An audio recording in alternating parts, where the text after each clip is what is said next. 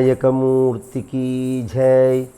गोपिका जीवनस्मरणं गोविंदा गोविंद। जानकीकान्तस्मरणं जय जय राम राम। नमः पार्वतीपतये हर हर महादेव। सद्गुरुनाथ महाराज की जय। आंजनेयमूर्ति की जय। स्मृते सकलकल्याणभाजनं यत्र जायते पुरुषस्तमजं नित्यं व्रजामि शरणं हरिं। यः शिवो नामरूपाभ्यां या देवी सर्वमङ्गला तयोः संस्मरणात् पुंसां सर्वतो जयमङ्गलं।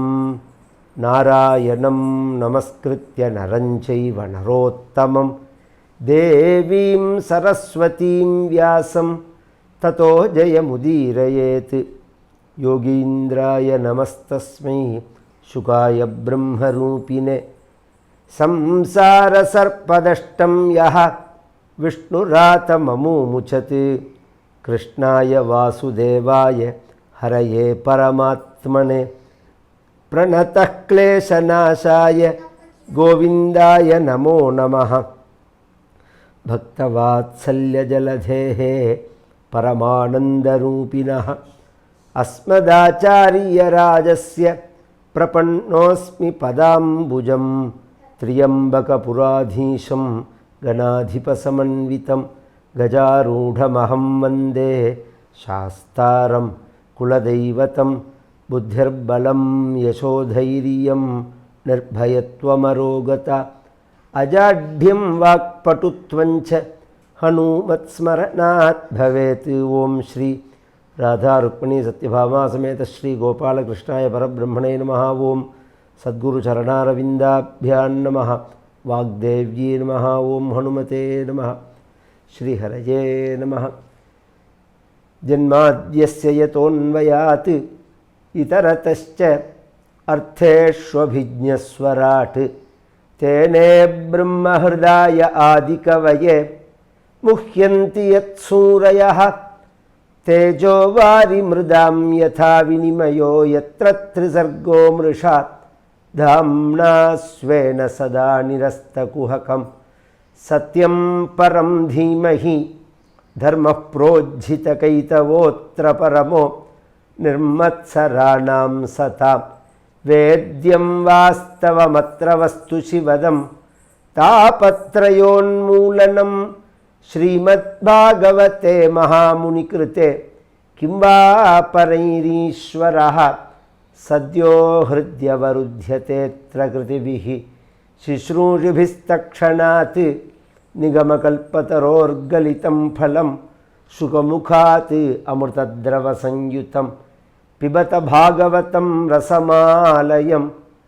मुहुरहो रसिकाः भुवि भावुकाः।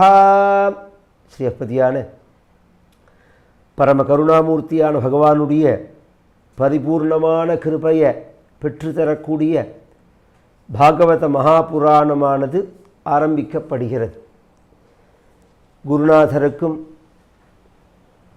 சாதுக்களுக்கும் பகவானுக்கும் நமஸ்காரம் பண்ணி இந்த பாகவதம் அப்படிங்கிற இந்த புராணத்தை விஸ்தாரமாக சொல்லணும் அப்படிங்கிற குருநாதருடைய கிருபையினால் ஏற்பட்ட சங்கல்பம் நிர்விக்னமாக நடக்கணும் அப்படின்னு பிரார்த்திச்சுண்டு பாகவதத்தை ஆரம்பிக்கிறோம்.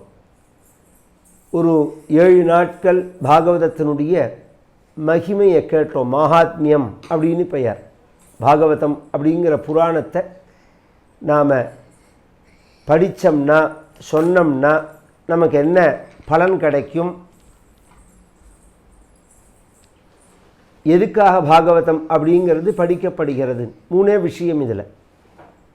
முதல் விஷயம் தாபத்ரயங்கள் தாபத்ரயோன்மூலனம் ஸ்ரீமத் பாகவதேன்னு மேலே சொல்ல போகிறா. நம்மளுடைய சகலவிதமான துன்பத்திற்கும் காரணமான அஜ்ஞானம் நிவர்த்தியாகும், சமஸ்த பாபங்களும் நிவர்த்தியாகும், நம்மளுடைய பிதர்களெல்லாம் கரையேறுவார்கள். பொதுவாக பிதிருசாபம் பிரேதசாபம் அப்படிங்கிறது ஒரு பக்கம் இருந்தாலும் அதை நிவர்த்தி பண்ணும் பாகவதம் அப்படின்னு சொன்னாலும் இதில் ஒரு ஆச்சரியம் என்னென்னா, இதில் நாம் கரையேறது அப்படிங்கிறதே பெரிய விஷயம். நம்மளை நாம் கரையேற்றிக்கிறது அப்படிங்கிறதே பெரிய விஷயம். அதுக்கே ஒரு ஜீவன் பாடுபட்டாகணும், ஜென்ம ஜென்மாந்தரமாக மண்ணாடி ஆகணும். அப்படிங்கிறதே இந்த பாகவதம் அப்படிங்கிற புராணம் என்ன பண்ணுறது அப்படின்னு சொன்னால், நம்மளுடைய பிதர்களெல்லாம் ಕರೆಯೇತರದು. ಕಲಿಯುಗದಲ್ಲಿ ಹರಿನಾಮಮೇ ನೆನೆದರೆ ಕುಲಕೋಟಿಗಳು ಉದ್ಧರಿಸುವತು, குலகோட்டிகளும் உத்தரிசுவத்து அப்படிங்கிறார். பின்னாடியே பிரகலாத சரித்திரத்தில் பகவான் சொல்ல போகிறான், திரிசப்தபி பிதா பூதா அப்படின்னு சொல்ல போகிறான். 21 தலைமுறை கரையேறது அப்படின்னு. நம்ம பிதர்களை கரையேற்றக்கூடியதான இந்த ஒரு பாகவத மகாபுராணத்துக்கு தான் இந்த மகிமை. பாக்கி புராணங்களோ, ஒரு நதியில் ஸ்நானம் பண்ணினாலோ, ஒரு க்ஷேத்திரத்தை தரிசனம் பண்ணினாலோ, ஒரு பிராயஷ்சித்தாதி கர்மாக்களை பண்ணினாலோ அதுக்கு என்ன பலன் அப்படின்னு சொன்னால், நமக்கு பாபம் நிவர்த்தியாகும், நாம் கரையேறுவோம் அப்படிங்கிற அளவில் தான் இருக்கும். பாகவதம் அப்படிங்கிறது நம்மளுடைய பித்திருக்கள், அதுவும்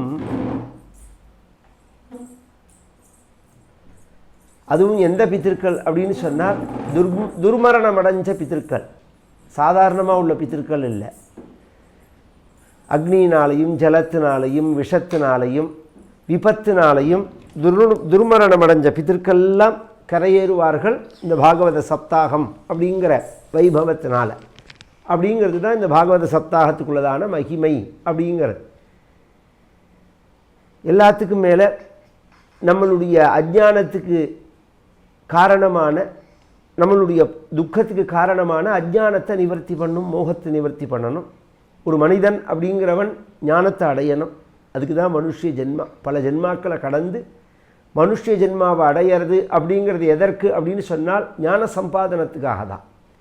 எதுக்காக ஞானத்தை நாம் அடையணும் அப்படின்னு சொன்னால், இத்தனை ஜென்மாக்களாக நாம் பிறந்து ஞானத்தை அடையாதனால தானே நாம் இத்தனை துன்பத்தை அடைஞ்சுட்டு இருக்கோம். ஏற்கனவே உள்ள ஜென்மாக்களில் நாம் ஞானத்தை அடைஞ்சிருந்தோம் அப்படின்னு சொன்னால் துன்பப்பட மாட்டோம், திரும்பி ஜென்மா இருந்திருக்காது. ஒரு கால் பிராரப்தம் அப்படிங்கிற ஒரு காரணத்துக்காக ஜென்மாவை எடுத்தாலும் ஜடபரதர் மாதிரி அதில் நம்மளை துக்கம் பாதிக்காது.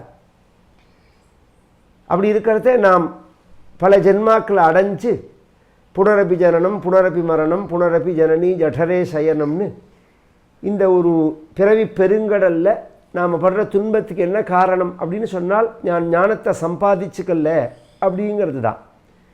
இந்த பிறவி பெருங்கடல் பெரிய துன்பம் அப்படிங்கிறதுக்கு வெளியிலேருந்து சாஸ்திரத்தை காட்டி நாம் ஒரு திருஷ்டாந்தம் சொல்ல வேண்டாம்.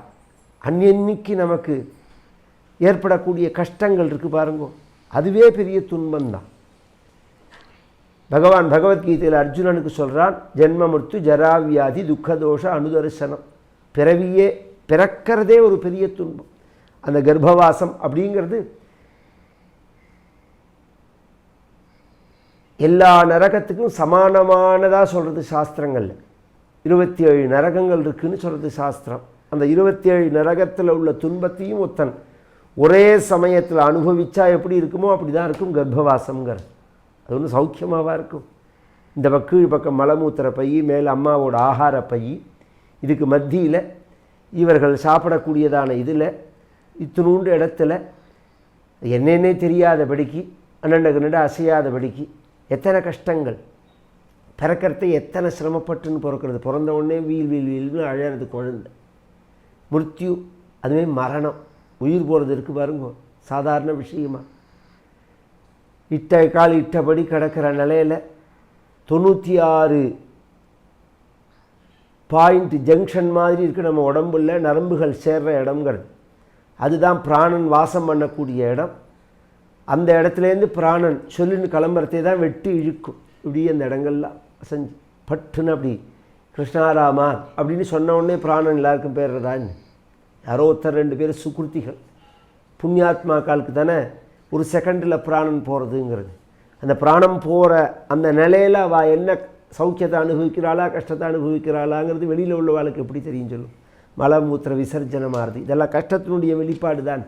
சாஸ்திரங்களை சொல்லும் போதே பாபிகளுடைய ஒரு பிராணன் வெளியேறும்போது மலமூத்திர விசர்ஜனமாகும், அதுக்கு பிராயஷ்சித்தங்கள் பண்ணணும்னே இருக்குது. சுத்தமான ஒரு மகாத்மாவனுடைய ஒரு பிராணனானது அந்த சரீரத்தை விட்டு வியோகம் ஆறத்தே அந்த இடத்துல பூர்ணமான சாந்தி நிலவும், அது ஆனந்தம் இருக்கும், ஒரு அசுத்தி இருக்காது, ஒரு சேஷ்டை இருக்காது அந்த உடம்புல. சுற்றி இருக்கிறவாளுக்கே துக்கமாக இருக்காது, ஒரு சாந்தியாக இருக்கும் அப்படின்னு சாஸ்திரங்கள் சொல்கிறது. அப்படி யார் உயிரை விடுறா? யாரை நாம் பார்க்குறோம்? மிருத்யு, ஜரா, வியாதி. ஜரங்கிற வயசான தன்மை இருக்குது, அது எவ்வளோ பெரிய கஷ்டம். அது நம்ம உடம்பு நம்ம சொன்னத்தை கேட்கல அப்படிங்கிறதே உள்ள வயத்தரைச்சல் இருக்குது பாருங்க, ஆத்திரமாக இருக்கும். இத்தனை நாளாக இஷ்டப்படி வாழ்ந்துவிட்டு அதுக்கப்புறம் நம்ம உடம்பு சொன்னத்தை கேட்காத போது ஆத்திரமாக வரும். மனசில் அந்த வாசனை அடி பயங்கரமாக படிஞ்சு அதில் ஏற்படுற ஆசைகளெல்லாம் நிறைவேற்றிக்கணும்னு தோணும் போது இந்த உடம்பு ஒத்துழைக்காது.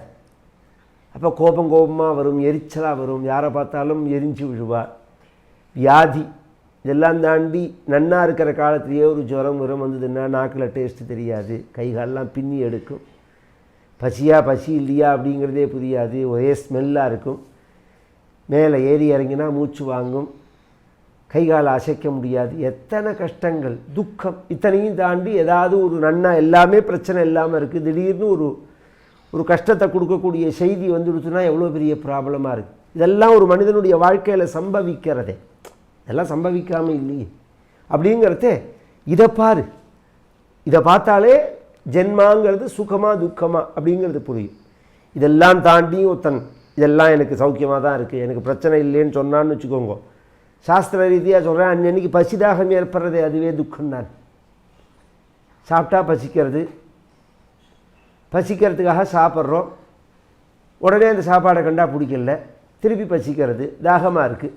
ஆத்தியந்திக நிவர்த்தி அப்படிங்கிறது அது இது இல்லை. அன்னன்னைக்கு ஏற்படக்கூடிய பசி தாகங்களே உனக்கு தாபந்தானே, துக்கந்தானே.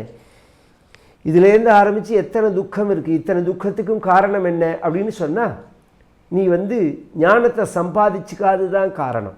பல ஜென்மாக்களை எடுத்தும் ஞானத்தை சம்பாதிச்சுட்டோம்னா அப்புறம் இவைகள்லாம் நம்மளை பாதிக்காது. ஏன் பாதிக்காது அப்படின்னு சொன்னால், ஞானங்கிறது நித்தியமான சத்தியமான சாஸ்வதமான பேரின்பம் அப்படிங்கிறது. அந்த பேரின்பத்தை ஒருத்தன் அடைஞ்சுட்டான் அப்படின்னு சொன்னால் அதுக்கு கீழே உள்ள சிற்றின்பங்கள்லாம் இவனுக்கு சப்பு சப்புன்னு ஆகிடும், அதில் மனசு செல்லாது. இப்போ சிற்றின்பத்தின்பால் மனசு செல்றதுனால தான் மனசோ மனோகியேது சர்வேஷாம் இந்திரியானாம் பிரவர்த்தனே அப்படிங்கிறார் சுந்தரகாண்டத்தில் ஆஞ்சநேய சுவாமி. இந்த மனசானது புலன்களில் போய் ஈடுபடுறதுனால தான் புலன்களுடைய வேலைகள் நடக்கிறது. இந்த மனசானது புலன்களில் ஈடுபடலைன்னு வச்சுக்கோங்க, புலன்கள் பேசாமல் இருக்கும். கண்ணுக்கு பார்க்கணும்னு தோணாது, காதுக்கு கேட்கணும்னு தோணாது, மூக்குக்கு நுகரணும்னு தோணாது, வாக்குக்கு ருச்சிக்கணும் அப்படின்னு தோணாது, தோலுக்கு ஸ்பரிசிக்கணும் அப்படின்னு தோணாது. இதெல்லாம் தோன்றதுக்கு என்ன காரணம் அப்படின்னு சொன்னால் மனசு தான் காரணம். நம்மளுடைய மனசு தான் முக்கிய காரணமே. இந்த மனசு போய் அதுக்கு மேலே சுகம் வேணும், அதுக்கு மேலே சுகம் வேணும், அதுக்கு மேலே சுகம் வேணும் அப்படின்னு ஆசைப்படுறது. எதுக்கு மேலே ஒரு சுகம் இல்லையோ அந்த சுகத்தை நாம் அடைஞ்சிட்டோம்னா இந்த சுகங்கள்லாம் நமக்கு சுகமாக தோணாது. இது இயற்கை. எப்படி அப்படின்னு சொன்னால், ஒரு பெரிய பாதாம் அல்வா ஒருத்தன் சாப்பிட்றான்னு வச்சுக்கோங்க. பாதாம் அல்வாவை சாப்பிட்டவன்ட்டு ஒரு டம்ளர் பாயசத்தை கொடுத்தோம்னா அவனுக்கு அது சப்பு சப்புன்னு இருக்கும். ஏன்னா பெரிய சுவையை அவன் அனுபவிச்சதுனால அதுக்கு கீழே உள்ள சுவைகள் சப்பு சப்புன்னு இருக்கும். ஒரு உயர்ந்ததான கச்சேரியை கேட்குறோம்னு வச்சுக்கோங்க, உயர்ந்த நாதஸ்வரம் உயர்ந்த வாய்ப்பாட்டை கேட்டுவிட்டா சாதாரண கச்சேரிகள்லாம் கேட்கவே பிடிக்காது. ஒரு உயர்ந்ததான பிரவச்சனத்தை கேட்டோம்னா சாதாரண வம்படிக்கக்கூடிய பேச்செல்லாம் நமக்கு மனசு செல்லாது. லோகரீதியாக ஜனங்களை உணர்ச்சிகளை தூண்டி விட்டு அவர்களை ஆகர்ஷணம் பண்ணி பேசுகிற பேச்செல்லாம் ஒரு பேச்சான்னு, புலன்களை அடக்கி மனசை சாந்திப்படுத்தி அமைதிப்படுத்தி அவர்களை மனிதனாக பண்ணக்கூடிய வார்த்தைகள் அல்லவோ விதைகள். மற்றதெல்லாம் வெறும் வெறும் வெறும் பொழிவு தான். இது விதைகள், மனசில் தூவக்கூடிய விதைகள். நல்ல சத்சங்கம் அப்படிங்கிறதுனுடைய அடையாளம் என்னென்னால், நல்ல எண்ணங்களை உண்டாக்குவதான விதைகளை மனசில் தூவணும். அதை பற்றி மனசு சுற்றி வரணும். அது மாதிரி ஒரு சௌக்கியத்தை ஆனந்தத்தை நாம் அனுபவிச்சிட்டோம்னா அதுக்கு கீழே இருக்கக்கூடிய ஒரு ஆனந்தங்கள்லாம் நமக்கு சப்புன்னு தோணும். இது பகவத்கீதையிலையும் பகவான் சொல்கிறான், எம் லப்த்வாச்ச அபரம் லாபம் மன்யத்தே நாதிகம் ததா. எதுக்கு மேலே ஒரு சுகம் இல்லையோ அந்த சுகத்தை நாம் அனுபவிச்சிட்டோம்னா அதுக்கு கீழே உள்ள சுகங்கள்லாம் நமக்கு சப்புன்னு தோன்றது இயற்கை அப்படிங்கிறான். அது மாதிரி ஒரு சுகம் இருக்குது, அது மாதிரி ஒரு ஆனந்தம் இருக்குது அப்படிங்கிறது நமக்கு எப்படி தெரியும் அப்படின்னு சொன்னால் சாஸ்திர யோனித்வாது அப்படின்னு சாஸ்திரங்கள் மூலமாக தான் நாம் அதை தெரிஞ்சுக்க முடியும். அது மாதிரி ஒரு ஆனந்தம் இருக்குது அப்படிங்கிறத நமக்கு காமிக்கணும் அப்படிங்கிறதுக்காக தான் பரம கருணையோட வியாசாச்சாரியலால் செய்யப்பட்டதானது இந்த பாகவத மகாபுராணம் அப்படிங்கிறது.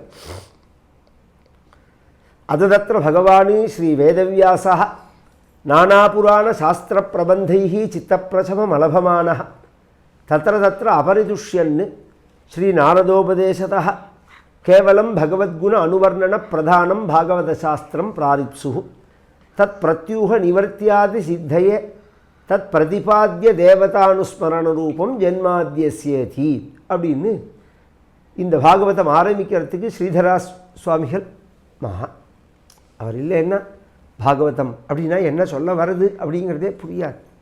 ஸ்ரீதர சுவாமிகளுடைய வியாக்கியானம் இல்லை, எல்லாருடைய வியாக்கியானத்துக்கும் அஸ்திவாரம் ஸ்ரீதர சுவாமிகளுடைய வியாக்கியானம் தான். அவரோடது மட்டும் இல்லை அப்படின்னு சொன்னால் இது என்ன சொல்ல வருதுன்னே புரியாது.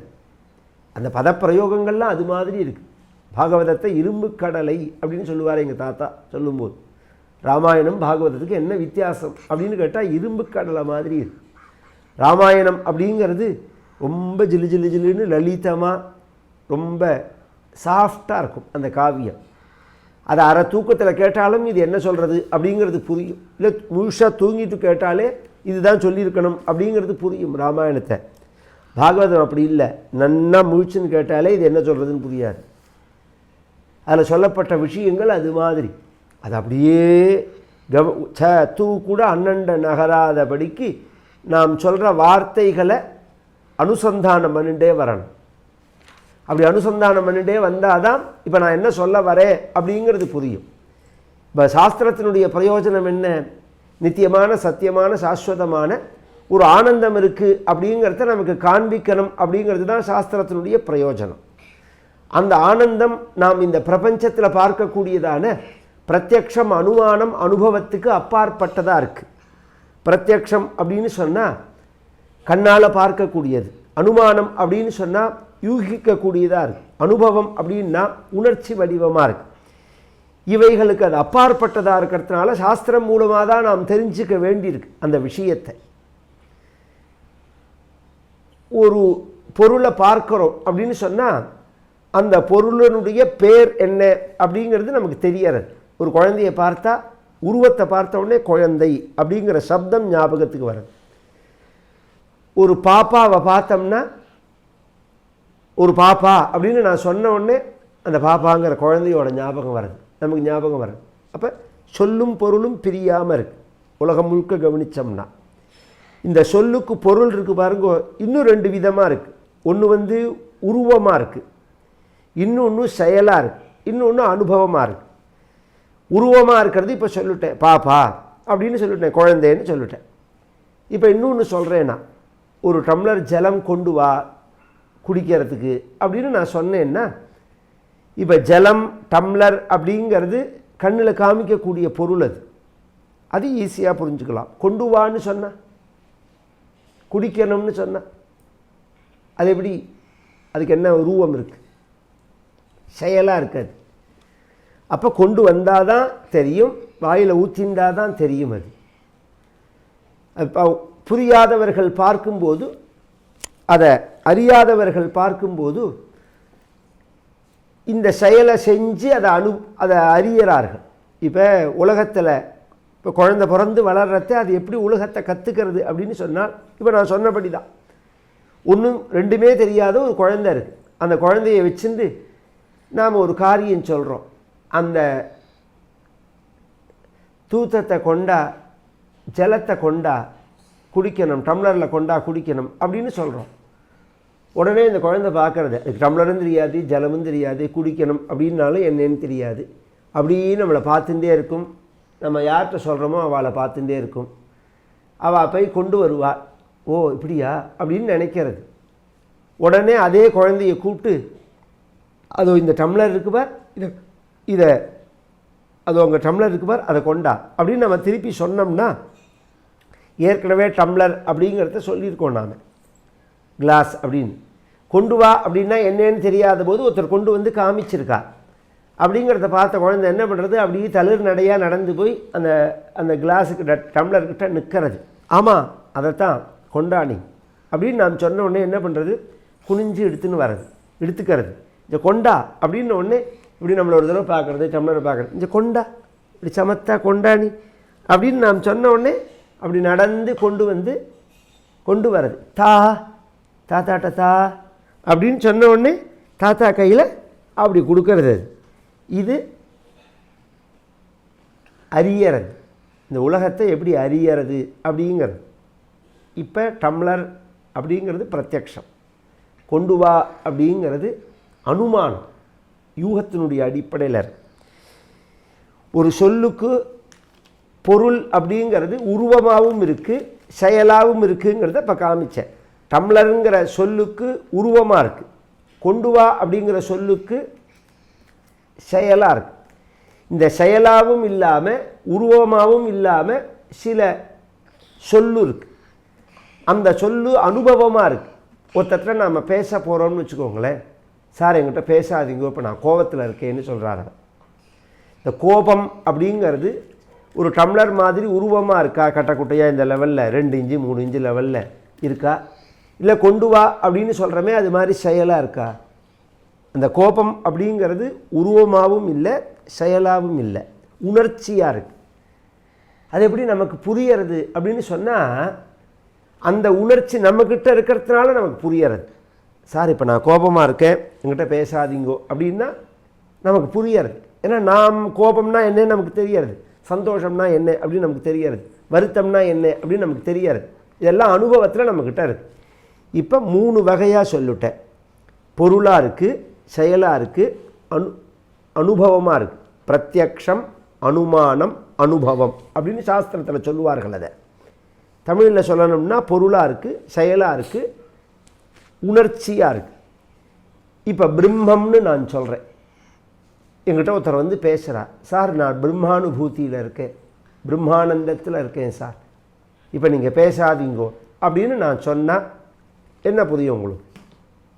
பிரம்மம் அப்படிங்கிற அந்த சொல்லு, அதுக்கு என்ன பொருள்? அதனுடைய பொருள் வந்து உருவமாக இருக்கா, செயலாக இருக்கா, அனுபவமாக இருக்கா?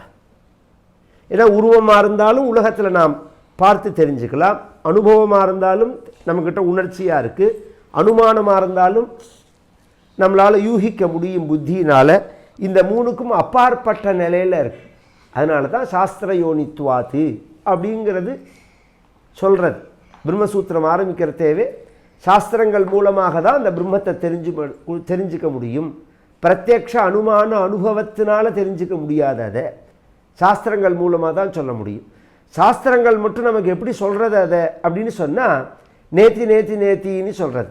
அதை நேரடியாக காண்பிக்காமல் அதுக்கு சாமீப்பியமாக இருக்கக்கூடிய விஷயம் பரியந்தம் நம்மளை கொண்டு போகிறது அப்படின்னு சொல்லலாம். அப்படி இல்லைன்னா உலகத்தில் நமக்கு எதெல்லாம் தெரியுமோ அதெல்லாம் இல்லை. இதான் அடிப்படை. நீ உலகத்தில் எதெல்லாம் நீ தெரிஞ்சுட்டு இருக்கியோ அதெல்லாம் பிரம்மம் இல்லை. அப்புறம் நீ எதனால் தெரிஞ்சுக்கிறியோ அதுதான் பிரம்மம் அப்படிங்கிறது. இதை வந்து பாகவதத்தில் பாகவத சாஸ்திரம் மூலமாக நமக்கு காண்பிக்க போகிறார் வியாசாச்சாரியா. ஜன்மாத்யஸ்ய யதோன்வயாத் இதரதஸ்ச அர்த்தேஷு அபிஜ்ஞஸ்வராட் தேனே பிரம்மஹ்ருதாய ஆதிகவயே முஹ்யந்தி யஸ்சூரயः தேஜோ வாரி மிருதாம் யதா வினிமயோ யத்ர சர்கோ மிருஷா தாம்னா ஸ்வேன சதா நிரஸ்தகுஹகம் சத்யம் பரம் தீமஹி. இந்த சத்தியஸ்வரூபமாக இருக்கக்கூடியதான பிரம்மத்தை நமக்கு விளக்கிறார் முதல் ஸ்லோகத்தினால. ஜென்மாதி அஸ்யயதா அன்வயாத்து இதரதச்ச அப்படிங்கிறார். பிரபஞ்சத்தை எப்படி நாம் தெரிஞ்சுக்க முடியும் அப்படின்னு சொன்னால், அந்த பிரம்மத்தினுடைய காரண வஸ்துவாக இருக்கக்கூடிய காரிய வஸ்துவாக இருக்கக்கூடிய இந்த பிரபஞ்சத்தை பார்க்கறதுனால நாம் பிரம்மம் ஒன்று இருக்குது அப்படிங்கிறத தெரிஞ்சுக்கலாம். ஜென்மாதி அஸ்யயதா அன்வயாத்து இதரதச்ச. அன்வய வியாப்தி அப்படின்னு ஒன்றும், வெதிரேக வியாப்தி அப்படின்னு ஒன்று. அன்வய வியாப்தி அப்படின்னு சொன்னால், ஒரு அடுக்கு சம்படம் இருக்குதுன்னு வச்சுக்கோங்க. அந்த அடுக்கு சம்படத்துலேருந்து 5 அடுக்கு உள்ளே இருக்குது. ஃபஸ்ட்டு அடுக்கு எடுத்து வைக்கிறோம், 2வது அடுக்கு எடுத்து வைக்கிறோம், 3வது அடுக்கு எடுத்து வைக்கிறோம், 4வது அடுக்கு எடுத்து வைக்கிறோம், 5வது அடுக்கு எடுத்து வைக்கிறோம். இந்த பெரிய அடுக்குலேருந்து ஒன்றொன்னா வெளியில் வர்றது, இது ஒரு வகை. 2வது பெரிய அடுக்குக்குள்ளே ஒன்றொன்னா அடுக்கிறது திருப்பி.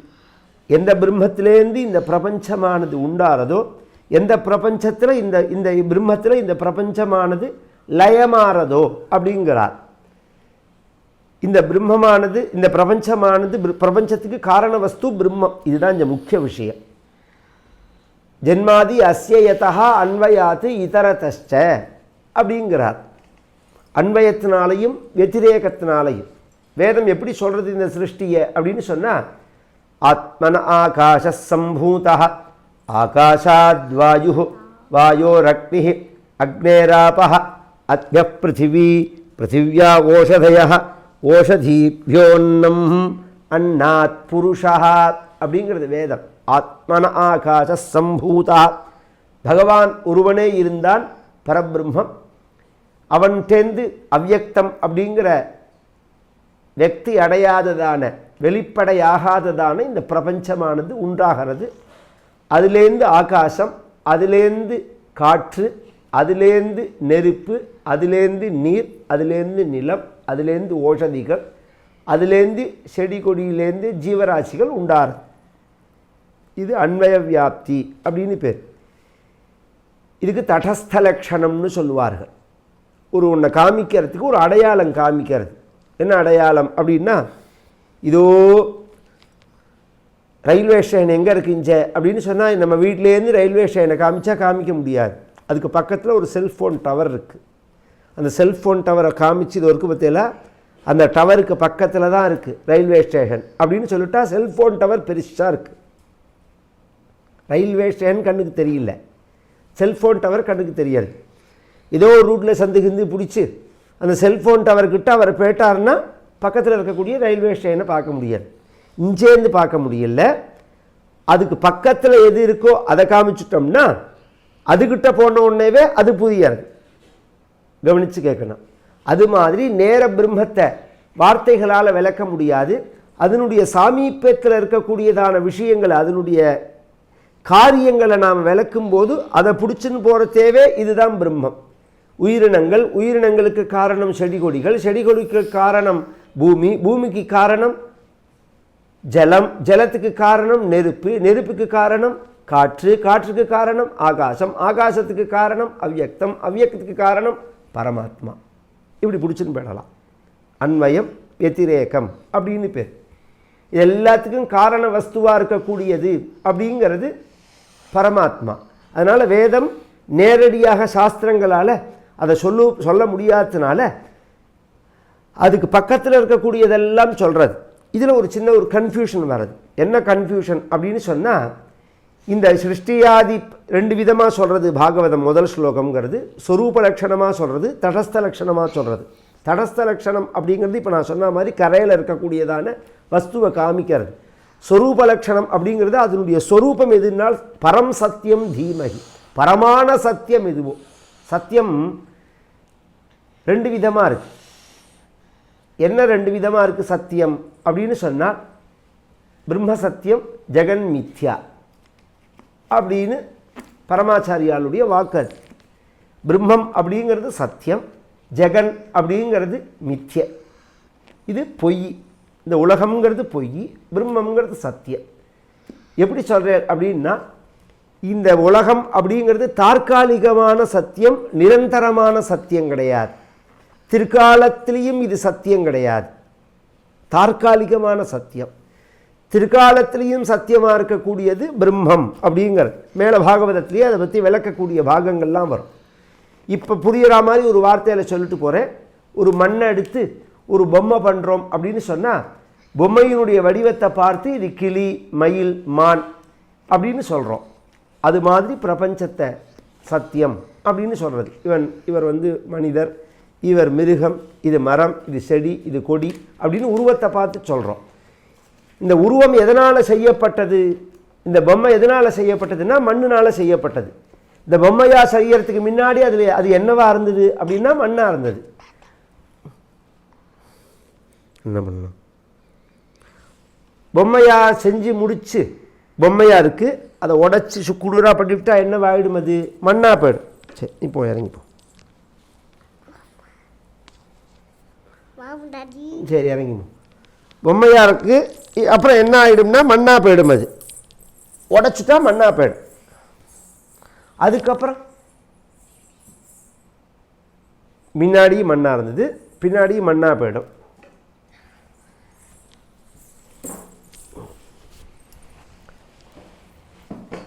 நடுப்பில் பொம்மையாக இருந்தது. இப்போ 3 நிலை சொல்லிட்டேன்னா, முன்னாடியும் மண்ணாக இருந்தது, கடைசியிலையும் மண்ணாக இருக்குது, நடுப்பில் பொம்மையாக இருக்குது. இந்த பொம்மையாக இருக்கிறத தற்காலிக சத்தியம்னு சொல்கிறோம். முன்னாடி இருந்தது மண்ணுங்கிறது சத்தியம், பின்னாடி இருக்கிறது மண் அப்படிங்கிறது சத்தியம். இப்போ ஒரு கேள்வி கேட்குறேன். இந்த பொம்மையாக இருக்கிறதே என்னவா இருக்குன்னா அப்பயும் மண்ணாக தான் இருக்குது. பொம்மைன்னு நீ சொல்கிற என்ன, அது நீ சொல்கிறது. அது என்ன இருக்குது, அந்த பொம்மையில் என்ன இருக்குது அப்படின்னா மண்ணு தான் இருக்குது. பொம்மைன்னு சொல்கிறோமே என்ன, ஒரு உருவத்தை சொல்கிறோம். நாம் பொருள் என்னங்க இருக்குது, மண்ணு தான் இருக்குது. அப்போ எது 3 காலத்துலேயும் சத்தியமாக இருக்குது, முன்னாடியும் மண்ணாக தான் இருந்தது, உடச்சி நொறுக்கினாலும் மண்ணாக தான் போயிட போகிறது. பொம்மையாக இருக்கிறதேவும் அதில் மண்ணு தான் இருக்குது. இப்படி 3 காலத்துலேயும் சத்தியமாக இருக்குது பார்த்தீங்களா, அதுதான் ஒரிஜினல் சத்தியங்கிறது. இந்த பொம்மையாக இருக்கிறது தற்காலிகமான சத்தியங்கிறது. இதுதான் ஆச்சாரியாளுக்கும் மற்றவாளுக்கும் உள்ள வித்தியாசம். ஆச்சாரியால் என்ன சொல்கிறால், ஜெகன் மித்யான்னு மொத்தமாக ஒதுக்கல்ல, இந்த உலகமே பொய்ன்னு சொல்லலை, தற்காலிக சத்தியம், வியாபகாரிக சத்தியம்ங்கிறார். அதை விவகாரத்துக்காக மனோநாசம் ஏற்பட்டதுன்னா இது ஏற்பட்டுவிடும். அதனால திருக்காலத்திலையும் எது சத்தியமாக இருக்கோ அதுதான் சத்தியம்னு சொல்ல முடியும். அந்த திருக்காலத்திலையும் சத்தியமாக இருக்கிறது தான் அந்த பரபிரம்மத்தினுடைய ஸ்வரூபம் அப்படிங்கிறது. அதுக்கு ஸ்வரூப லட்சணம்னு பேர். அதுக்கு முன்னாடி தடஸ்த லட்சணத்துக்கு வரேன். இந்த பிரபஞ்சம் எதுலேருந்து உண்டாச்சோ, எதில் நிலை பெற்று இருக்கோ, எதில் அழியறதோ அதுக்கு பிரம்மம்னு பேர். அப்படிங்கிறது தான் ஆரம்பிக்கிறது. இது வேதம்னு சொல்கிறது. எதோ வா இமானி பூதானி ஜாயந்தே ஏன ஜாதானி ஜீவந்தி யத் பிரயந்தபிசம்பிசந்தி தத் விஜிஜ்ஞாசஸ்வ தத் பிரம்மேதி அப்படிங்கிறது வேதம். எதோ வா இமானி பூதானி ஜாயந்தே, எதுலேருந்து இந்த பிரபஞ்சம் உண்டாச்சோ, ஏன ஜாதானி ஜீவந்தி, எதில் இந்த பிரபஞ்சம் நிலை பெற்று இருக்கோ, யத் பிரயந்தபிசம்பிசந்தி, எதில் இந்த பிரபஞ்சமானது திருப்பி பிரவேசமாகி லயமாக போகிறதோ, தத் விஜிஜ்ஞாசஸ்வா, அதனை அறிஞ்சு கொள்ளு என்னன்னு சொல்லி தத் பிரம்மேதி, அதுக்கு பிரம்மம்.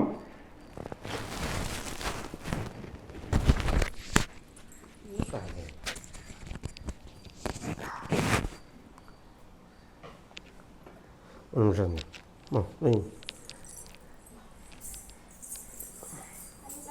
இன்னொன்று,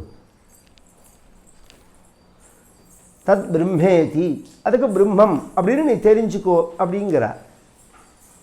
இப்போ என்ன சொல்கிறார் அவர்னா, இந்த வேத வாக்கியம் என்ன சொல்கிறதுன்னா, எதுலேருந்து இந்த உலகம் உண்டாச்சோ, எதில் நிலை பெற்று இருக்கோ, எதில் லயமாறதோ அதுக்கு பிரம்மம்னு பேர்.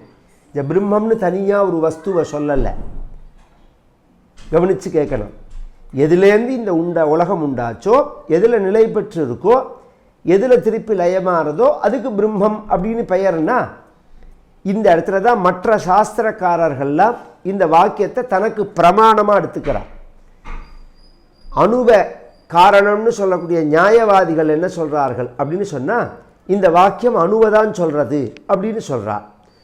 சப்தத்தை காரண வஸ்துவாக சொல்லக்கூடிய வியாக்கரணவாதிகள் என்ன சொல்கிறார்கள் அப்படின்னு சொன்னால், இந்த வார்த்தை சப்தத்தை தான் சொல்கிறது அப்படின்னு.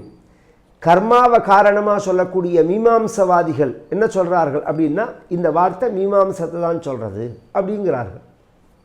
இது வந்து காலத்தை தான் சொல்கிறது, கர்மாவை தான் சொல்கிறதுங்கிறார்கள். ஜோதிஷத்தை காரண வஸ்துவாக சொல்லக்கூடிய ஜோதிஷ சாஸ்திரக்காரர்கள் என்ன சொல்கிறார்கள் அப்படின்னா இந்த சப்தம் அப்படிங்கிறது, இந்த வார்த்தைங்கிறது காலத்தை தான் காரணமாக சொல்கிறது அப்படின்னு சொல்கிறார்கள். பிரகிருதியை காரணமாக சொல்லக்கூடிய சாங்கியவாதிகள் என்ன சொல்கிறார்கள் அப்படின்னு சொன்னால் இந்த வார்த்தை அப்படிங்கிறது பிரகிருதியை தான் சொல்கிறது அப்படிங்கிறார்கள்.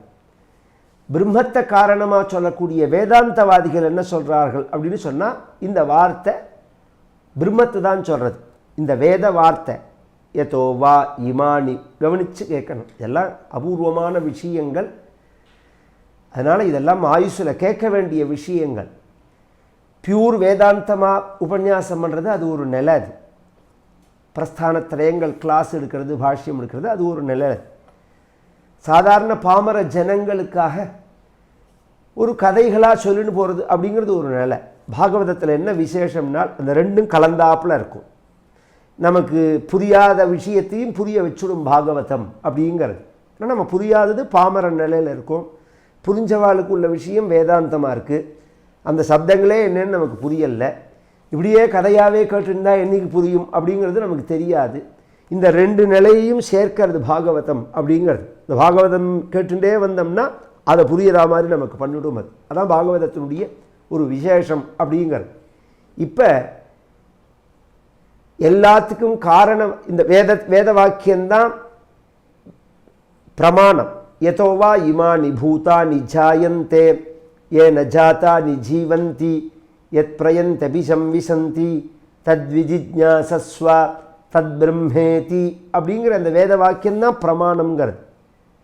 இதைத்தான் வந்து நியாயசாஸ்திரமும் எடுத்துக்கிறது, இதைத்தான் வியாக்கரண சாஸ்திரமும் எடுத்துக்கிறது, இதைத்தான் வந்து மீமாம்சா சாஸ்திரமும் எடுத்துக்கிறது பிரமாணமாக, இதை தான் ஜோதிஷ சாஸ்திரமும் எடுத்துக்கிறது, இதை தான் சாங்கிய சாஸ்திரமும் எடுத்துக்கிறது, இதை தான் உத்தர மீமாம்சான்னு சொல்லக்கூடிய வேதாந்த சாஸ்திரமும் எடுத்துக்கிறது. இதில் யார் சொல்கிறது உண்மை, இதில் யார் சொல்கிறது உண்மை அப்படின்னு ஆகும் அப்படின்னா மற்றவர்கள் சொல்கிறதெல்லாம் பொருந்தாது, வேதாந்த சாஸ்திரம்தான் பொருந்தும் அப்படின்னு நிரூபித்தாதான் மற்றவர்கள் சொல்கிறதெல்லாம் எடுபடாதுன்னு சொல்ல முடியும். இதுக்கெல்லாம் வேத தஸ்கரர்கள்னு பேர். வேதத்தை அவள் எடுத்துக்கிறாள். ஹிந்து மதத்திலே ஒரு விஷயம் என்னென்னா, ஹிந்து மதத்தை நிந்திக்கிற மாதிரி நிந்திச்சு ஹிந்து மதத்திலேருந்து தான் விஷயத்தை எடுத்துப்பா, வேறு வழி கிடையாது. இந்த கிராமத்தில் ஒரு வச்சனம் உண்டு, எங்கே குதித்தாலும் இழுபச்சத்துக்குள்ளேயே தான் குதிச்சாகணுங்கிற மாதிரி. நீங்கள் என்னத்தை பேசினாலும் பேசுகிறதுக்கு விஷயம் ஹிந்து மதத்தில் தான் இருக்குது. நீங்கள் ஆஸ்திகவாதத்தை பேசினாலும் சரி, நாஸ்திகவாதத்தை பேசினாலும் சரி, எல்லாத்துக்கும் விஷயம் கொடுத்தாகணும். விஷய தானம் இருக்குது பாருங்க, இங்கேருந்து தான் எடுத்தாகணும். வெளியிலேருந்து நீங்கள் எடுத்து ஒன்றுமே கிடையாது. வெளியில் அச்சு பிச்சன்னு உள்ளது. வெளி தேசம், வெளி மதம், வெளி மத நூல்கள், வெளி மதத்தில் உள்ள அந்த கோட்பாடுகள், இதெல்லாம் எதையுமே எடுத்தால் இதுக்கிட்ட வரவே முடியாது. அவ்வளோ ஹை லெவலில் இது பேசுறது. அதனால் இதை எடுத்து அவர்களோடது மாதிரி நமக்கு அதை உருமாற்றி கொடுக்குறார்கள். எப்படி ஒரு நம்ம ஊர்லேருந்து ஒரு பனியன் தயாராகி, திருப்பூர்லேருந்து தயாராகி அமெரிக்கா போய் அந்த ஊர் கம்பெனி சீலை போட்டு திருப்பி நம்மக்கிட்டே வருது பற்றியில, இது அமெரிக்காவில் வாங்கின அமெரிக்கா பனியனுங்கிறான். உற்பத்தி ஆகிறது என்னவோ திருப்பூரில் தான். அது மாதிரி இதெல்லாம் நம்ம சமாச்சாரம் தான், நம்ம சாஸ்திரம் சொல்கிறது தான். எதுலேருந்து இந்த பிரபஞ்சம் உண்டாச்சோ, எதில் நிலை பெற்று இருக்கோ, எதில் லயமாறதோ அதுக்கு பிரம்மம்னு பேர். அணு அப்படின்னு சொல்லக்கூடிய நியாயவாதிகள் என்ன சொல்கிறார்கள், அணுதான் இந்த பிரபஞ்சத்துக்கு மூல காரணம்ங்கிறார்கள். காரணம், அடுத்தது ஒன்று சொல்கிறேன், காரணம் காரியம் அப்படிங்கிற விஷயம். மோதிரம் அப்படிங்கிறது காரியம், தங்கம்ங்கிறது காரணம். கவனித்து கேட்கணும். தங்கம்தான் மோதிரமாக மாறுறது, தங்கரம்தான் வளையலாக மாறுறது, தங்கம்தான் சங்கிலியாக மாறுறது. அது மாதிரி இந்த உலகமாக எது மாறி இருக்கு அப்படிங்கிறது அணுதான் இந்த உலகமாக மாறி இருக்கு அப்படிங்கிறதுனால அணுவை தான் சொல்கிறது அப்படிங்கிறார்கள். சப்தவாதிகளான சாஸ்திரவாதிகளான வியாக்கரணக்காரர்கள் என்ன சொல்கிறார்கள்னா, சப்தம்தான் காரணங்கிறார். சவுண்டுலேருந்து தான் இந்த பிரபஞ்சம் எல்லாமே உண்மை. ஆனால் நான் சொல்கிற வேதாந்தமும் உண்மை. கேட்டுனே வாங்க புரியும். சப்தம்தான் காரணம் அப்படின்னு சொல்கிறார்கள். கர்மா தான் காரணம்ங்கிறார்கள் மீமாம்சாக்காரர்கள். ஏன்னால் ஒரு செயலை செய்யறதுனால தான் ஒரு வினை வருது, ஒரு வினையால் தான் ஒரு செயலை செய்கிறோம். இதனால தான் உலகம் பெருகிறது. ஒரு விதையை போட்டால் மரம் வருது, மரத்துலேருந்து விதை வருது, விதையை போட்டால் மரம் வருது. இப்படி தானே இருக்குது. நீ ஒன்று செய்யறதுனால தானே அடுத்து அதுக்கு எதிர்வினை ஏற்படுறது, அதனால தானே உலகம் விரிவடைகிறது. அப்படிங்கிறதுனால எல்லாத்துக்கும் எது காரணம் அப்படின்னு சொன்னால் செயல்தான் காரணம், கர்மா தான் காரணம். ஜோதிஷ சாஸ்திரர்கள் சொல்கிறார்கள் எல்லாத்துக்கும் காரணம் எது அப்படின்னு சொன்னால் காலந்தான் காரணம்ங்கிறார்கள். காலந்தான் தீர்மானம் பண்ணுறது. இந்த உருமாற்றத்தை அடையறதுக்கு உள்ளதெல்லாம் காலந்தான் தீர்மானம் பண்ணுறது. இந்த பிரபஞ்சம் அப்படிங்கிறது காலத்தினுடைய அடிப்படையில் தான் இயங்கிறது.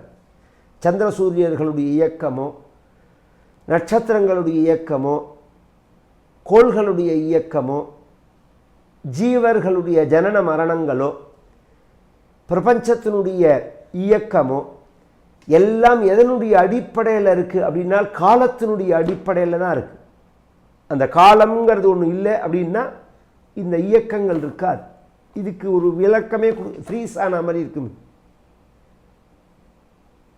ஃப்ரீஸ் ஆன மாதிரி இருக்கும். இது எப்படி இருக்குது அப்படிங்கிறதையே சொல்ல முடியாது நாம். அப்படிங்கிறத காலம்தான் இதுக்கெல்லாம் காரணம் அப்படிங்கிறார்கள்.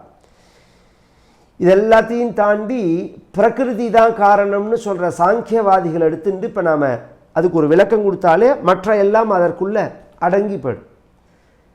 இந்த சம்ஸ்கிருதத்தில் ஒரு நியாயம்னு சொல்லுவார்கள் சில விஷயத்துக்கு. அதில் பிரதான மல்ல நிபர்கண நியாயம்னு ஒரு சாஸ்திரம், ஒரு நியாயம். அது ஒரு மல்யுத்தம் நடக்கிறது, மல்யுத்த போட்டி நடக்கிறது. இந்த பக்கத்தில் ஒரு பெரிய மாவீரன் இருக்கா, அந்த பக்கத்தில் 10 பேர் இருக்கா.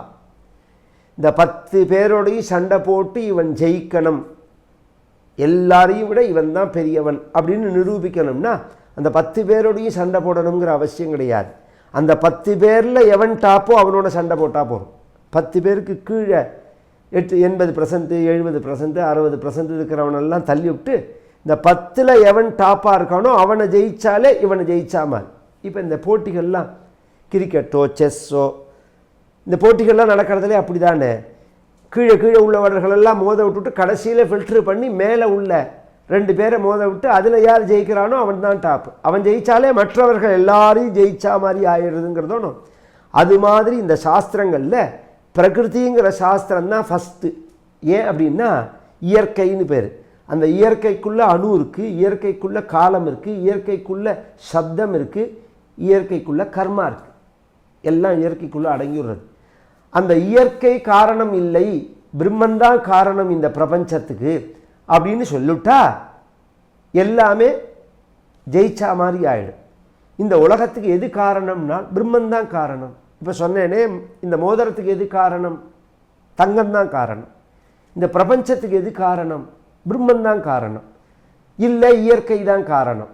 ஏன் பிரம்மந்தான் காரணம்னு சொல்கிறவர்கள் எப்படி சொல்கிறார்கள்னா, இந்த மாபெரும் உலகம் இருக்கு, இது தானாக வந்துடுமா, தானாக உண்டாயிடுமா? ஒரு பெரிய நகரத்தை பார்க்குறோம், ஒரு வீட்டை பார்க்குறோம், ஒரு மண்டபத்தை பார்க்குறோம், அப்படிங்கிறது அது தானாகவே முளைச்சி வந்திருக்குமா என்ன? அப்படி இல்லையே. ஒரு பிளான் பண்ணியிருக்காளோன்னு ஒருத்தர் இது எப்படி கட்டணும் அப்படிங்கிறதெல்லாம் தீர்மானம் பண்ணி ப்ளூ பிரிண்ட் எல்லாம் போட்டு இந்தந்த இடத்துல இந்தந்த காலங்கள் வரணும், இப்படி கம்பிகள் வரணும், இந்த இடத்துல இத்தனை ஸ்ட்ரென்த் இருக்கணும், இத்தனை உயரம் இருக்கணும், இத்தனை அகலம் இருக்கணும், நீளம் இருக்கணும், இத்தனை பிளான் போடாமல் ஒரு கட்டடம் கட்டிட முடியுமா? முடியாது. அது மாதிரி எப்படி ஒரு திட்டத்தினுடைய வெளிப்பாடாக அந்த கட்டடம் வருதோ அது மாதிரி இந்த பிரபஞ்சத்தை எப்படி படைக்கணும் அப்படின்னு ஒரு பிரம்மம் சங்கல்பிச்சு தான் இந்த பிரபஞ்சம் வந்திருக்கு, அதுவாக வரல அப்படிங்கிறார். அதற்கு சாங்கியவாதிகள்னு சொல்லக்கூடிய பிரகிருதி காரணம்னு சொல்லக்கூடியவர்கள் என்ன சொல்கிறார்கள்? அப்படி கிடையாது. நீ ஒரு மண்டபத்தை சொல்லிவிட்ட, 10 பேர் சேர்ந்து கட்டினது, ஒருத்தர் தீர்மானம் பண்ணினது. ஒரு மாமரம் இருக்குதுன்னு வச்சுப்போம். ஒரு மாமரத்தில் 5-6 கிளைகள் இருக்குது, அதில் பல நுனி கிளை களைகள் இருக்குது, அதில் இலைகள் இருக்குது, அதில் பூ இருக்குது, அதில் பிஞ்சு இருக்குது, அதில் காய் இருக்குது, அதில் பழம் இருக்குது. இதெல்லாம் யார் படைச்சா? ஒன்றா எடுத்து ஒன்று மேலே ஒன்று ஒட்டி வச்சு ஒருத்தர் தயார் பண்ணால இல்லையே. அது அப்படியே ஜம்முன்னு ஒரு சின்ன மாங்கொட்டையை போட்டுட்டோம்னா அப்படியே தளிராக வெளியில் வர்றது. அது என்ன சிகப்பாக இருக்கே அப்படின்னு பார்த்தா 4 நாளில் பச்சையாக மாறுறது, பச்சையாக இருக்கே அப்படின்னு பார்த்தா 10 நாளில் பழுத்து போய் மஞ்சளாக மாறி போயிடுறது. இப்படி 4 இலை இருக்கேன்னா 10 இலையாருது, 10 இலை 4 கிளையாருது, 4 கிளை 100 400 இலையாருது. இதெல்லாம் யார் பண்ணுறா? இதெல்லாம் ஒருத்தர் என்ன செங்கல் மணலை வச்சு கட்டுறா மாதிரி இந்த மாமரத்தை யாராவது ஒருத்தர் வச்சு கட்டினாலா? இல்லையே, அது இயற்கை தானே. அப்படிங்கிறதுனால இந்த பிரபஞ்சம் இயற்கை தான், ஒருத்தர்லாம் இதை சிருஷ்டி பண்ணலை அப்படிங்கிறார்கள். அதற்கு வேதாந்தவாதிகள் சொல்கிற பதில் என்னென்னா, ஒரே வார்த்தையில் இயற்கைன்னு சொல்லிவிட்ட அந்த மாமரம் இருக்கே அது இயற்கையாக வருதுங்கிற அதே மாமரத்தை கட் பண்ணி பலகாயாக அறுத்து டோராக தயார் பண்ணி கதவாக தயார் பண்ணி நம்ம வீட்டில் போட்டதுக்கப்புறம் அது ஏன் துளுக்கல்? இந்த பூமியில் மரமாக வளர்ந்து தோணும், அது அந்த மரத்துலேருந்து அத்தனை இலைகள் அத்தனை கிளைகள் எல்லாம் வந்து தோணும். நம்ம வீட்டில் கதவாக போட்டிருக்கும்போது அதில் ஏன் வரல? இலைகள் ஏன் வரமாட்டேங்கிறது? பூ ஏன் வரமாட்டேங்கிறது? காய் ஏன் வரமாட்டேங்கிறது? அப்போ அது மரமாக இருக்கிற சமயத்தில் அதில் என்ன இருந்தது, கதவாக இருக்கிற சமயத்தில் அது என்ன இல்லை, அதில் கவனித்து கேட்கணும். அதே மரம்தான், மாற்று மரம் இல்லை. அது மரமாக இருக்கிறதே அது துளிர்க்கிறது. அதே மரத்தை கட் பண்ணி நாம் வீட்டில் கதவாக போடும்போது அது துளிர்க்கிறது இல்லை. அப்போ மரமாக இருக்கிறதே அதில் என்ன இருந்தது, கதவாக இருக்கிறதே அதில் என்ன இல்லை. இது புரிஞ்சால் பிரம்மம்னா என்னன்னு புரியும். அதில் சத்து இருந்தது, இதில் சத்து இல்லை. அந்த சத்தை தான் பிரம்மம்னு சொல்கிறோம் நாங்கள். ஓம் தத் சதிதி நிர்தேசா அப்படின்னு சாஸ்திரம் சொல்கிறது. அதில் ஒரு சத்து இருக்குது பற்றியில், அந்த சத்துக்கு தான் பிரம்மம்னு பேர். அதுதான் இந்த பிரபஞ்சத்தை எப்படி படைக்கணும். சோகாமயதா பகுஸ்யாம் பிரஜா ஏஜேதி சதபோ தப்பியதா. இந்த பிரபஞ்சத்தை எப்படி படைக்கணும் அப்படிங்கிறத அந்த பிரம்மந்தான் தீர்மானம் பண்ணுறது. அது எப்பேற்பட்டது அப்படின்னு சொன்னால், யதோன்மயாதி இதரதஸ்ட அர்த்தேஷு அபிஜ்ஞா, அவ்வளோ ஞானம். அதுக்கு இன்னொருத்தர் சொல்லி கொடுக்கணும் அப்படிங்கிறதே கிடையாது. ஏன் அப்படின்னு சொன்னால், இந்த பிரபஞ்சத்தில் உள்ள எல்லாம் எப்படி படைக்கப்படணும் அப்படிங்கிற ஞானம் இருக்கிறதுனால தானே பிரபஞ்சத்தை திருப்தி பண்ண முடியும். ஞானம் இல்லாத பிரம்மமானது செயலை எப்படி செய்யும்? சமைக்க தெரிஞ்சவன் தானே சமையல் பண்ண முடியும். கட்டடம் கட்ட தெரிஞ்சவன் தானே கட்டடம் கட்ட முடியும். அந்த ஞானம் இல்லாதவன் அதை எப்படி செய்ய முடியும்? அது மாதிரி எப்படி இருக்கான்னால் பூர்ண ஞான வஸ்துவாக இருக்கான். அர்த்தேஷு அபிஜ்ஞா. அவருக்கு இன்னொருத்தர் சொல்லிக் கொடுக்கணும் அப்படிங்கிற அவசியம் கிடையாது. எல்லாம் தெரியும். எதெல்லாம் எப்படி படைக்கணும், இது எப்படி படைக்கணும், அது எப்படி படைக்கணும், இதுக்கு எத்தனை காலம், அதுக்கு எத்தனை காலம், இவனை எப்படி சிருஷ்டி பண்ணணும், இவன் எங்கே சிருஷ்டி பண்ணணும், இவன் எங்கே பிறக்கணும், அவன் எங்கே பிறக்கணும், இவனுக்கு எத்தனை வயசில் கல்யாணம், இவனுக்கு எத்தனை வயசில் குழந்தை, இவனுக்கு எத்தனை வயசில் சட்டத்தை பூர்த்தி, இவனுக்கு எத்தனை வயசில் பரலோக பிராப்தி, இவனுக்கு எத்தனை வயசில் விபத்து, இவனுக்கு எத்தனை வயசில் ஏழையாக போகிறான், இவன் எத்தனை வயசில் வேலை பணக்காரனாக போகிறான், இவனுக்கு எப்போ வேலை கிடைக்கணும், எப்போ வேலை போகணும், எப்போ பொண்டாட்டியோடு சேரணும், எப்போ பொண்டாட்டியை விட்டு பிரியணும், எல்லாம் கோடிக்கணக்கான ஜீவராசிகள் உலகத்தில் அத்தனை பேருக்கும் அந்தந்த செகண்டில் டெஸ்பாச் ஆகின்னு இருக்கு பலன்கிறது. இதுக்கு ஒரு நோட்டு கிடையாது, சீட்டு கிடையாது. ஒரு குறிப்பை எழுதி வச்சுருந்து இந்த டயத்துக்கு இத்தனை பேருக்கு இது போகணும் அப்படின்னு குறிப்பை பார்த்து டெலிவரி பண்ணுற மாதிரி கிடையாது. அதாவது அப்படியே நடந்துகிட்டே இருக்கு. அத்தனை ஞானம் பகவானுக்கு. அந்த ஞானம் இருக்கிறதுனால தான் இப்போ நான் கதை சொல்கிறதோ நீங்கள் கேட்குறதோ கூட பகவானுடைய சங்கல்பந்தான். அதனால தான் அவனன்றி ஓடவும் அசையாது அவன் அருளால் அவன் தாள் வணங்கி அப்படின்னு சொல்கிறோம். இது உள்பட பகவானுடைய சங்கல்பந்தான். இது உள்பட நீங்களோ நாங்களோ சங்கல்பிக்கிறது இல்லை. இது உள்பட இது எதற்காக பண்ணுறான் பகவான் அப்படின்னா, ஸ்வராட்டு ஸ்வேனைவ ராஜதீதி ஸ்வராட், சுயமாக உள்ளவன். இது சொப்பிரயோஜனத்துக்காக பண்ணுறானா பரப்பிரயோஜனத்துக்காக பண்ணுறானா? இது அடுத்த கேள்வி. எல்லாம் ரொம்ப முதல் ஸ்லோகங்கிறதுனால ஒரு 2-3 நாளைக்கு இப்படி தான் இருக்கும். ஆனால் ரொம்ப பெரிய விஷயங்கள் கவனித்து கேட்கணும். இந்த உலகத்தை படைக்கிறானே பகவான், இந்த உலகத்தை படைக்கிறதுனுடைய பிரயோஜனம் அவனுக்கா நமக்கா? அதான் கேள்விஞ்சு. அவன் பிரயோஜனத்துக்காக இந்த உலகத்தை படைக்கிறானா, நம் பிரயோஜனத்துக்காக இந்த உலகத்தை படைக்கிறானா அப்படின்னு சொன்னால், அவன் பிரயோஜனத்துக்காக இந்த உலகத்தை படைக்கல, நம் பிரயோஜனத்துக்காக இந்த உலகத்தை படைக்கல. பின்ன இந்த உலகத்தை படைத்தல் காத்தல் அழித்தல் அப்படிங்கிறது அவனுக்கு ஒரு விளையாட்டு. இது ஒரு லீலை. கஷ்டாத்தே சிருஷ்டி சேஷ்டா பகுதர பவகேத் அவஹா ஜீவபாஜா இத்தியேவம் பூர்வமாலோசிதம் அஜிதமயா நைவமத்யாவிதாமே நாராயண பட்டத்திரியும் சொல்கிறார். கஷ்டாத்தே சிருஷ்டி சேஷ்டா அப்படிங்கிறார். இந்த படைத்தல் காத்தல் அழித்தல் அப்படிங்கிறது ஒரு விளையாட்டு. என்ன ஒரு ஒரு வயசத்தி பாருங்க. லோகவத்து லீலா கைவல்யம்னு சாஸ்திரம் சொல்கிறது. லீலை தேவனுக்கு இது ஒரு சுபாவோயம் அப்படிங்கிறது. இது ஒரு சுபாவம். இந்த விளையாட்டுங்கிறது அவனுக்கு ஒரு சுபாவம் அப்படின்னு. அதனால் இவர் பட்டத்திரியும் சொல்கிறார் விளையாட்டுன்னு. இதை விட ஆயிரக்கணக்கான வருஷம் முன்னாடி கம்பராமாயணம் எழுதின கம்பரும் முதல் பாட்டிலேயே உலகம் யாவையும் தாமுலவாக்கலும் நிலை பெறுத்தலும் நீக்கலும் நீங்களா அழகிலா விளையாட்டுடையாருங்கிறார். இது ஒரு விளையாட்டு பகவனுக்கு. அது அவன் பிரயோஜனத்துக்காகவும் அவன் பண்ணல, நம்ம பிரயோஜனத்துக்காகவும் பண்ணல. ஏன் அப்படின்னால் அவன் பிரயோஜனத்துக்காக பண்ணினா அதை ஸ்வயம் பிரம்மம்னு சொல்ல முடியாது. ஏன் அப்படின்னால் ஆத்மாராமன்னு பேர். ஆத்மேஷு ஆராமஹா ஏஷாந்தே ஆத்மாராமஹா. ஆத்மாவாகிற ஒரு பூர்ண ஆனந்தத்தில் ரமிக்கக்கூடியவர்களுக்கு ஆத்மாராமர்கள்னு பேர். பிரம்மத்தில் ரமிக்கிறவர்களுக்கு அந்த பெயர் சொல்லப்பட்டிருக்கு. ஒரு உலகத்தை படைச்சு அதை பார்த்து அதை கேட்டு அதை நுகர்ந்து அதை சுவைத்து அதை ஸ்பரிசித்து ஒரு சுகத்தை அடையணும் அப்படின்னு சொன்னால் பிரம்மத்தினுடைய வடிவம் வேறையா இருக்குது, சுகத்தினுடைய வடிவம் வேறையா இருக்குது, இருப்பிடம் வேறையா இருக்குன்னு ஆகிடும். கவனித்து கேட்கணும். இந்த பிரம்மமே ஆனந்தத்தினுடைய இருப்பிடம், பிரம்மமே ஆனந்தத்தினுடைய வடிவம் அப்படின்னு நாம் சொல்கிறோம்.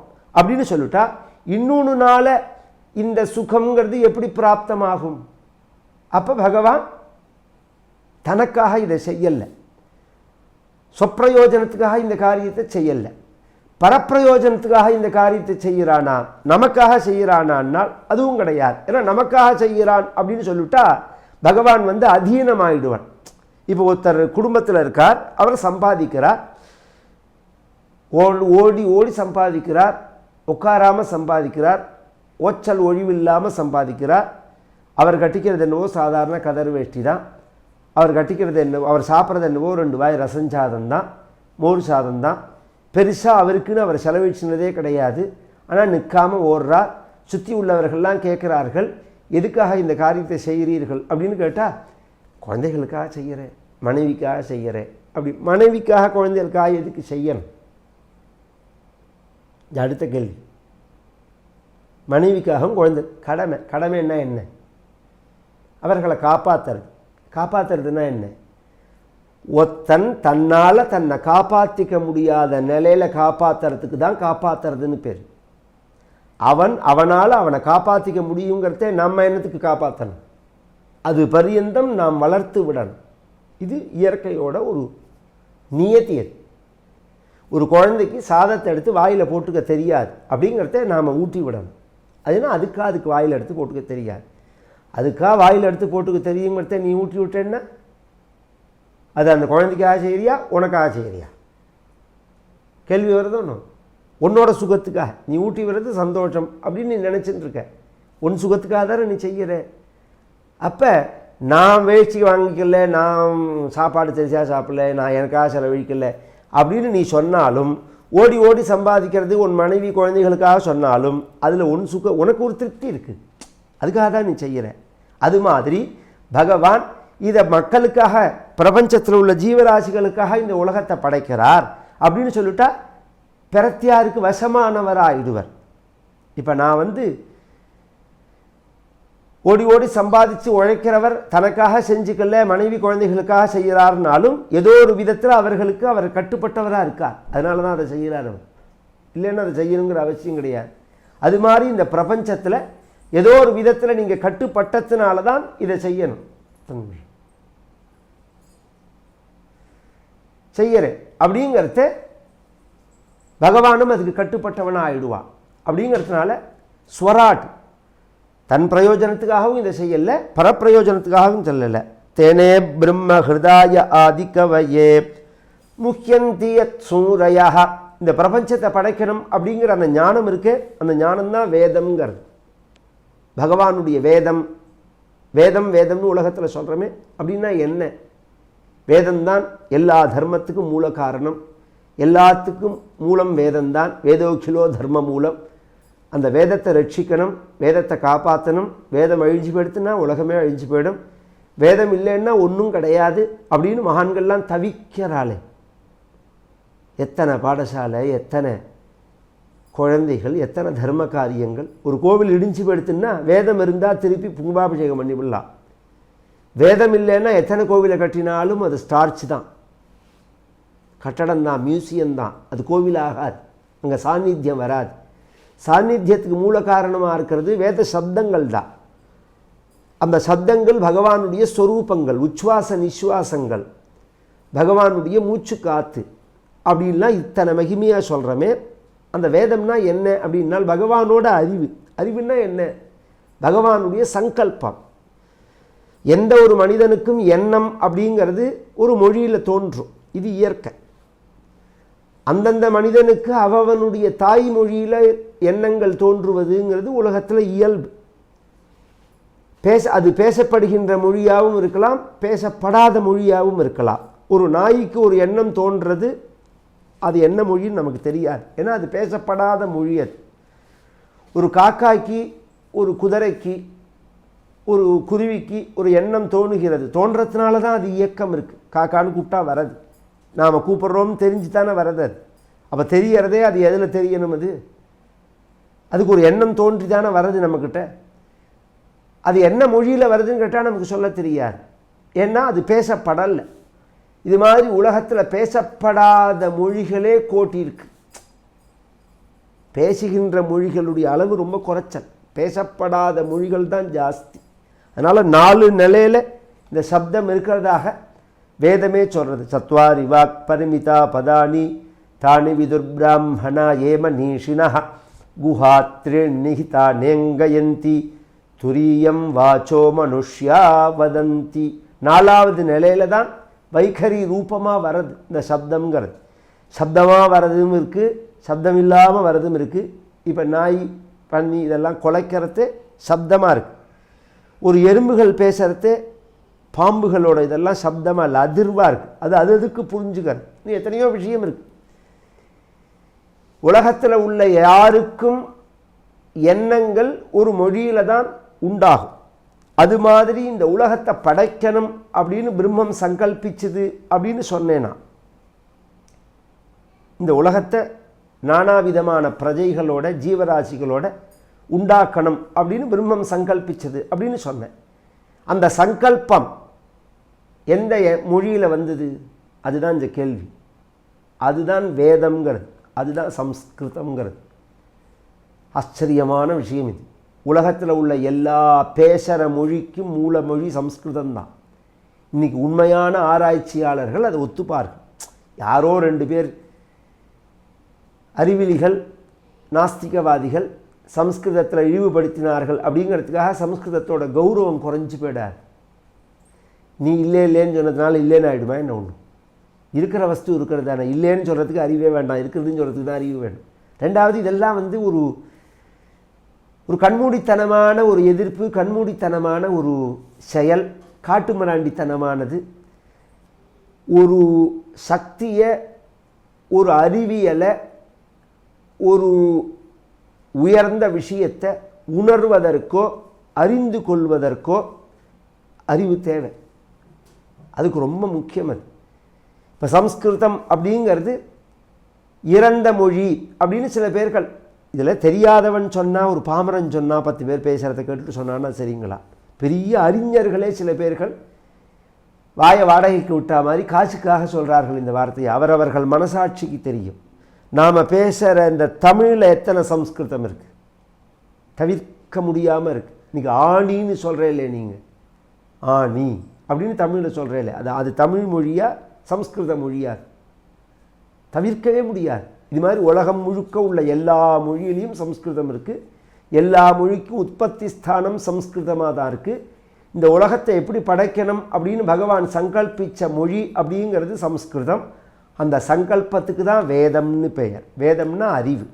அந்த வேதம்தான் இந்த உலகத்தினுடைய இயக்கத்துக்கு முக்கிய காரணமாக இருக்குது.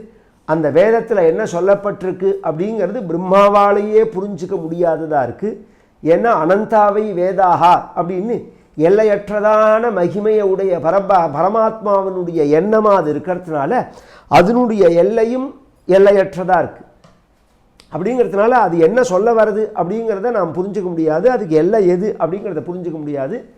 அதனுடைய மகிமைகளையும் நாளைக்கு தொடருவோம். இந்த ஸ்லோகத்தில் 3 வார்த்தை. முதல் ஸ்லோகத்தில் ஜென்மாதி அஸ்யேதா அன்வயாத்து இதரதச்ச அர்த்தேஷு அபிஜ்ஞா ஸ்வராட்டு, இதை சொல்லி முடிச்சிருக்கேன். தேனே பிரம்ம ஹிருதாய ஆதிகவையே முஹ்யந்தி யத் சூரையா அப்படின்னு ஆதிகவியான பிரம்மாவுக்கு பகவானால் கொடுக்கப்பட்டதான இந்த வேதத்தை பார்த்து பண்டிதர்களே மோகிக்கிறார்கள் அப்படிங்கிற வார்த்தைக்கு தான் இப்போ அர்த்தம் சொல்லின்னு வர.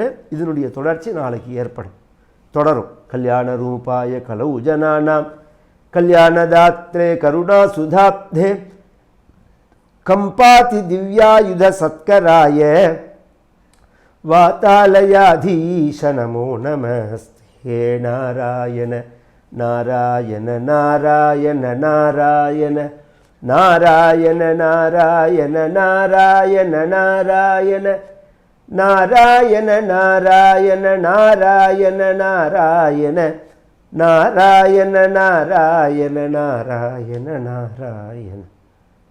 கோபிகா ஜீவனஸ்மரணம். கோவிந்தா கோவிந்தா. ஆஞ்சநேயமூர்த்திக்கு ஜெய்.